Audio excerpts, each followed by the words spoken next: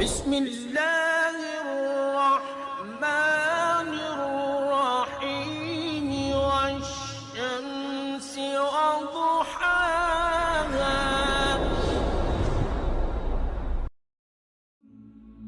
Islamic hub کے معزز دوستوں، میں ہوں ماجد ملک اور آپ تمام دیکھنے اور سننے والوں کو السلام علیکم. ناظرین گرامی، اگر آپ دوستوں نے پچھلی ویڈیو دیکھی ہو تو آپ کو گزشتہ سلسلے میں حضرت محمد صلی اللہ علیہ وآلہ وسلم کے آباء و اجداد کا تفصیلی ذکر بتایا گیا تھا.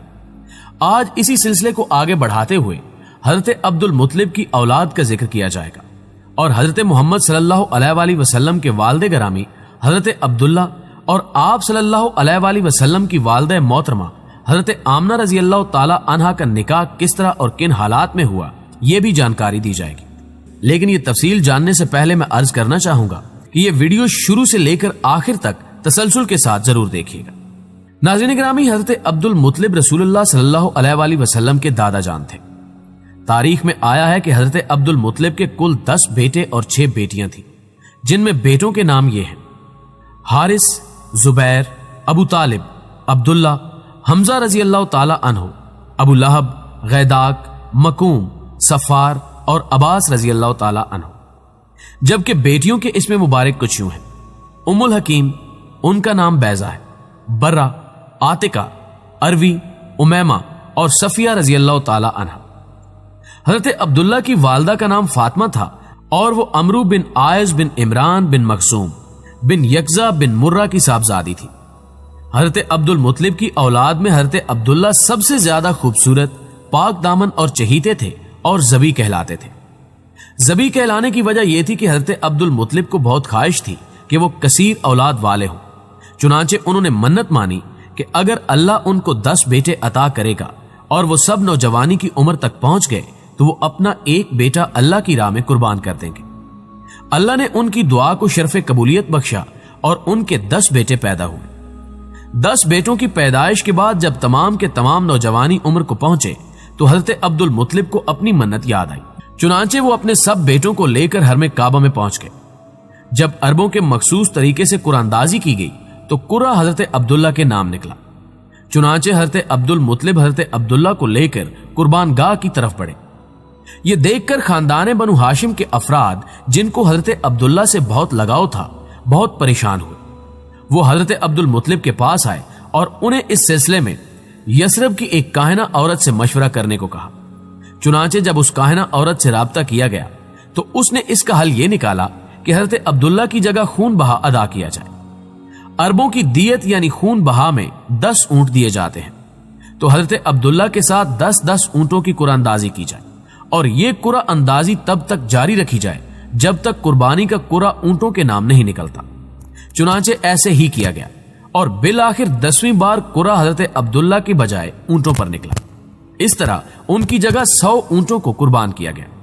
حضرت عبداللہ کی شادی حضرت آمنہ رضی اللہ تعالی عنہا سے ہوئی، جو وہب بن عبد المناف بن زہرہ بن کلاب کی صاحبزادی تھی اور نسب اور رتبے کے لحاظ سے قریش کی افضل ترین خاتون شمار ہوتی تھی. ان کے والد نسب اور شرف دونوں حیثیت سے بنو زہرہ کے سردار.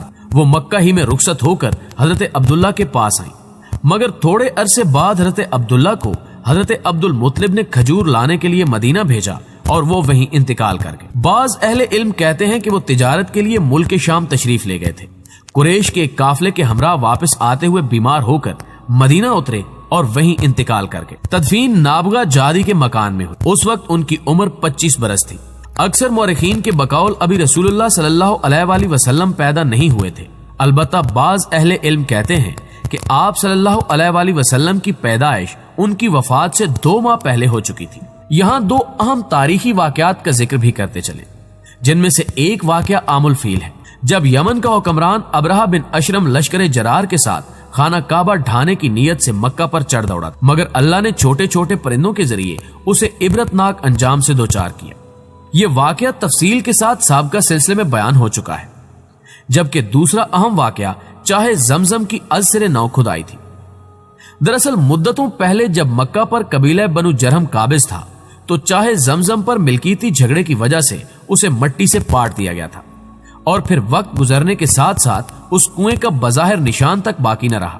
حضرت علی رضی اللہ تعالیٰ عنہ اپنے والد حضرت ابو طالب سے سن کر بیان فرماتے ہیں، ایک روز جب حضرت عبد المطلب اپنے حجرے میں سوئے تو انہوں نے خواب دیکھا کہ انہیں زمزم کا کنواں کھودنے کا حکم دیا جا رہا ہے، اور خواب ہی میں انہیں اس کی جگہ بھی بتائی گئی جو حرم کعبہ کے اندر عین اس جگہ تھی جہاں اصاف و نائلہ کے بت نصب۔ جب حضرت عبد المطلب نے قریش مکہ اور دوسرے قبائل مکہ کے آگے اس قصے کا ذکر کیا تو ان کی بات پر کسی نے یقین نہ کیا اور نہ ہی کھدائی کے اس کام میں ان کی کسی نے مدد کی۔ اس وقت حضرت عبد المطلب کے صرف ایک ہی بیٹے حارث تھے جن کے ساتھ مل کر اس جگہ کو کھودنا شروع کیا جہاں خواب کے ذریعے رہنمائی ہوئی۔ 4 دن کے بعد پانی ظاہر ہو گیا اور زمزم کا کنواں مل گیا جس میں سے مسلسل پانی ملنے لگا جو آج تک جاری ہے۔ معزز خواتین و حضرات، چونکہ یہ کنواں بنیادی طور پر حضرت اسماعیل علیہ السلام کے قدموں سے جاری ہوا تھا، اس لیے قریش کے باقی قبائل نے اس کی ملکیت میں حصہ دار بننا چاہا۔ حضرت عبد المطلب کا خیال تھا کہ زمزم اللہ نے ان کو عطا کیا ہے۔ اس جھگڑے کو نمٹانے کے لیے عرب کے دستور کے مطابق کسی باعلم اور دانش مند شخص پر فیصلہ چھوڑا گیا۔ قبائل کے مختلف نمائندے جن میں حضرت عبد المطلب شامل تھے شام کو روانہ ہوئے تاکہ وہاں کی ایک مشہور کاہنہ یعنی روحانی علم کی ماہر عورت سے مشورہ کیا جائے۔ اس کی وجہ یہ تھی کہ عرب لوگ کاہنوں کی بات کو اہمیت دیتے تھے۔ یہ چھوٹا سا قافلہ ابھی مکہ سے کچھ ہی دور پہنچا تھا کہ سوائے حضرت عبد المطلب کے تمام لوگوں کے پاس موجود پانی ختم ہو گیا اور شدت پیاس سے سب مرنے والے ہو گئے۔ باقی قبائل نے ان کو پانی دینے سے انکار کر دیا اور نوبت یہاں تک پہنچی کہ ان کے ساتھیوں نے کچھ قبریں بھی کھود لی تاکہ جو پہلے مر جائیں ان کو دوسرے دفنا دیں۔ اگلے دن حضرت عبد المطلب نے فیصلہ کیا کہ موت سے ڈرنے کی ضرورت نہیں اور سفر جاری رکھنا چاہیے۔ وہ اپنے اونٹ پر بیٹھنے لگے تو اونٹ کا پاؤں زمین پر ایک جگہ زور سے پڑا اور کچھ زیر زمین پانی نظر آیا۔ وہاں ایک چشمہ برآمد ہو گیا جس سے انہوں نے اور دوسرے تمام قبائل نے استفادہ کیا۔ یہ کرشمہ قدرت دیکھ کر سب تسلیم کرنے پر مجبور ہو گئے کہ ضرور کوئی غیبی طاقت حضرت عبد المطلب کے ساتھ ہے۔ اس وقت دوسرے تمام قبائلی نمائندوں نے یہ فیصلہ کیا کہ زمزم کے جھگڑے کا فیصلہ اللہ نے اسی جگہ حضرت عبد المطلب کے حق میں یہ پانی جاری کر کے کیا ہے، اس لیے واپس مکہ جایا جائے۔ یہی موقع تھا کہ جب حضرت عبد المطلب نے نظر مانی کہ اگر اللہ نے انہیں 10 لڑکے عطا کیے اور وہ سب کے سب اس عمر کو پہنچے کہ ان کا بچاؤ کر سکے تو وہ ایک لڑکے کو کعبہ کے پاس قربان کر دیں گے۔ ناظرین گرامی، حضرت عبداللہ بن عبد المطلب 545 عیسوی میں پیدا ہوئے۔ آپ کی والدہ کا نام فاطمہ بنت عمرو تھا۔ آپ دین حنیف یعنی دین ابراہیمی پر قائم تھے اور ان کی بت پرستی اور کسی اخلاقی برائی جو ان دنوں عربوں میں عام تھی کہ کوئی ایک روایت بھی نہیں ملتی۔ حضرت عبد المطلب نے منت مانی تھی کہ اگر ان کے 10 بیٹے پیدا ہوئے اور سب کے سب نوجوانی کی عمر کو پہنچ گئے تو وہ اپنا ایک بیٹا اللہ کی راہ میں قربان کر دیں گے۔ حضرت عبداللہ جب قربانی سے بچ نکلے تو حضرت عبد المطلب نے ان کی شادی کا سوچا۔ حضرت عبداللہ اپنے والد اور دادا کی طرح نہایت ہی حسین و جمیل اور وجیح انسان تھے۔ مکہ کی کئی شریف زادیاں ان سے شادی کی خواہش مند تھیں، مگر پیارے نبی حضرت محمد صلی اللہ علیہ وآلہ وسلم کی والدہ محترمہ بننے کی سعادت حضرت آمنہ بنت وہب رضی اللہ تعالی عنہا کی قسمت میں لکھی تھی۔ ان شریف زادیوں کی اس خواہش کے پیچھے صرف حضرت عبداللہ کی ظاہری شخصیت ہی وجہ نہ تھی، بلکہ اس کی اصل وجہ وہ نور نبوت تھا جو ان کی پیشانی میں چاند کی طرح چمکتا تھا۔ ان عورتوں میں ایک عورت حضرت خدیجہ رضی اللہ تعالی عنہا کی چچا کی بیٹی اور مشہور ورقہ بن نوفل کی بہن ام قتال تھی۔ ان کے بھائی ورقہ بن نوفل انجیل اور سابقہ صحائف آسمانی کے علوم کے ماہر تھے اور ان کی وجہ سے ام قتال جانتی تھی کہ حضرت عبداللہ کی پیشانی میں چمکنے والا نور نور نبوت ہے اور اسی لیے ان کی خواہش تھی کہ یہ نور ان کے بطن سے جنم لے۔ دوسری عورت ایک کاہنہ فاطمہ تھی جنہوں نے اپنی روحانی استعداد سے جان لیا تھا کہ حضرت عبداللہ کی پیشانی میں جو نور دمکتا ہے وہ نور نبوت ہے، اس لیے یہ بھی حضرت عبداللہ سے شادی کی خواہش مند تھی۔ تاہم حضرت عبد المطلب کی نظر انتخاب حضرت آمنہ پر جا کر رکی جو قبیلہ زہرہ کے سردار وہب بن عبد المناف بن زہرہ بن کلاب کی بیٹی تھی اور قریش کے تمام خاندانوں میں اپنی پاکیزگی اور نیک فطرت کے لحاظ سے ممتاز تھی۔ ناظرین گرامی، اس وقت حضرت آمنہ رضی اللہ تعالی عنہا اپنے چچا وہب کے پاس مقیم تھی۔ حضرت عبد المطلب وہب کے پاس گئے اور حضرت عبداللہ کے لیے حضرت آمنہ کا رشتہ مانگا جسے قبول کر لیا گیا اور یوں حضرت عبداللہ رضی اللہ تعالی عنہ اور حضرت آمنہ رضی اللہ تعالی عنہا رشتہ ازدواج میں منسلک ہو گئے۔ उस मौके पर खुद हजरत अब्दुल मुत्तलिब ने भी एक कहन के कहने पर वहाब बिन अब्दुल मुन्नाफ की बेटी हाला से शादी कर ली, जिनसे हजरत सफिया रजी अल्लाह ताला अन्हा और हजरत हमजा रजी अल्लाह ताला अन्हो जैसे जरी शेर पैदा हुए। हजरत हमजा रजी अल्लाह ताला अन्हो आप सल्लल्लाहु अलैहि वसल्लम के चचा होने के साथ साथ मां के रिश्ते से खालाजाद भाई भी थे, क्योंकि जनाब हाला और हजरत आमना आपस में चचाजाद बहनें भी थी।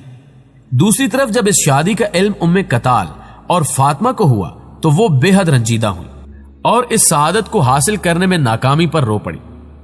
उनका रोना वाकई बजा था कि नबी आखिरुज़्ज़मां हजरत मोहम्मद सल्लल्लाहु अलैहि वसल्लम की वालदा होने का एजाज सारी दुनिया की कीमत से बढ़कर था, और ये एजाज अल्लाह ताला ने हजरत आमना रजी अल्लाह ताला अन्हा के नसीब में लिख दिया था।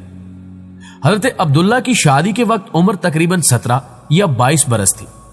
अरब में दस्तूर था कि दूल्हा शादी के बाद 3 माह तक अपने ससुराल में रिहाइश पजीर रहता। चुनांचे हजरत अब्दुल्ला भी 3 माह अपने ससुराल में मुकीम रहे। बाद अदा हजरत आमना को लेकर मक्का अपने घर वापस आ गए। नाज़रीन ग्रामी, इसके बाद के हालात जानने के लिए अगली वीडियो का इंतजार जरूर कीजिएगा। अगर आपको हमारी ये काविश पसंद आ रही है तो हमारी वीडियोस को लाइक जरूर किया कीजिए और दोस्तों के साथ भी शेयर किया कीजिए। आज की वीडियो में बस इतना ही। अगली वीडियो तक के लिए अल्लाह निगहबान।